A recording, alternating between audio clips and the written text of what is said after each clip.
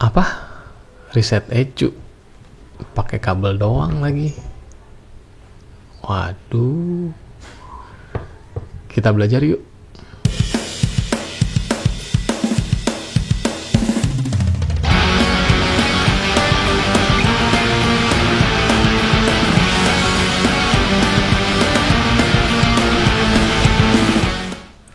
Saya sempat baca-baca ya, karena ada pertanyaan tentang reset ECU.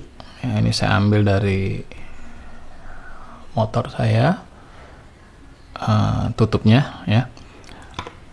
Motor ini udah saya pakai kira-kira 5 tahun lebih ya. Nah, saya tidak pernah melakukan reset ECU ya. Dan menurut saya setelah googling sana sini, reset ECU dengan kabel ya, prosedurnya silahkan cari lihat di video yang lain. Kemudian saya juga ditanyakan apakah konektor yang baru yang 6 pin itu ya bisa reset. Nah, saya ingin meluruskan kata-kata reset ECU ya. Reset ECU tuh bagi saya tidak mungkin dengan kabel ya. Hanya jumper kabel, terus yang terjadi adalah reset ECU, berbetnya sembuh, kemudian TPS-nya normal, ISC-nya normal, bla bla bla, semuanya jadi bagus dengan cara seperti ini ya. Nah, setelah saya baca-baca dan saya lihat-lihat, saya akhirnya kesimpulannya ini bukan reset ya. Tolong dipahamin, ini bukan reset ya. Reset ya. Ini sebetulnya hanya clear code ya, membersihkan, menghilangkan memori di ECU yang sebelumnya dia merekam bahwa ada kejadian, ada error ya. Nah, jadi yang dilakukan kabel jumper ini hanya menghilangkan error, menghilangkan kedipan lampu ya kan. Nah, ini cara ringkas ya, kita bisa hilangkan, tapi ya kondisi ECU ya tetap seperti itu. Dan ECU adalah komputer yang sudah dibuat dengan, boleh dibilang kemungkinan rusaknya sangat kecil ya. Kemungkinan rusaknya sangat kecil. Semua problem injeksi, semua masalah injeksi ya, 90% atau mungkin 99% itu adalah di koneksi ya. Jadi koneksi antara kabel ini dengan kabel di sini. Jadi dari ECU sampai ke sensor ya.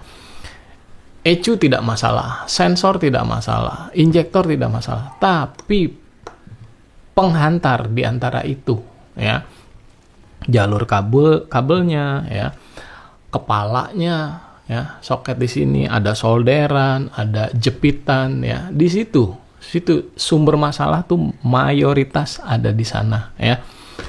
Jadi mudah-mudahan setelah menonton video ini teman-teman akan berpikir ulang dengan kata-kata reset ECU ya.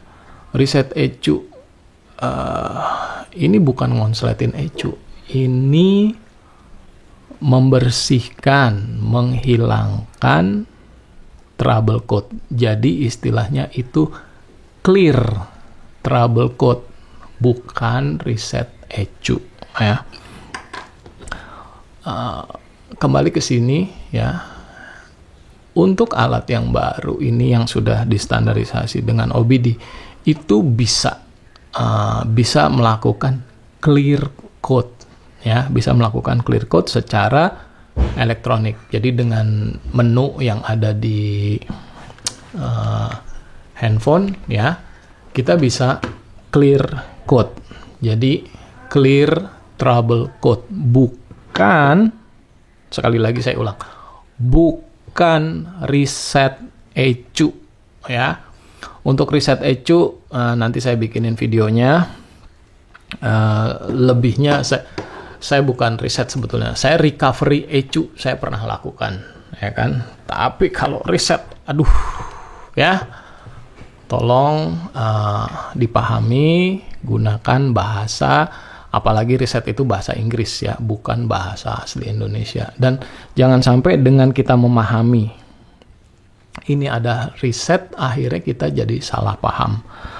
Satu lagi, untuk yang model baru, saya akhirnya juga baca-baca. Nah, untuk Africa Twin ya, Honda Africa Twin, alat ini ya, jumper ini, selain bisa clear trouble code, ini bisa juga dipakai untuk masuk ke menu penambahan aksesoris. Jadi ada aksesoris tambahan di motor tersebut. Nah, dengan menjumper seperti ini, itu bisa masuk mengaktifkan menu penambahan aksesoris. Ada 3 aksesoris ya, nanti detailnya saya tulis di deskripsi, silahkan dicek linknya. Nah, itu akan ke blog catatan. Jadi kalau di sini kan video bergerak terus ya, kalau di sana bisa pelan-pelan dilihat, dipahami.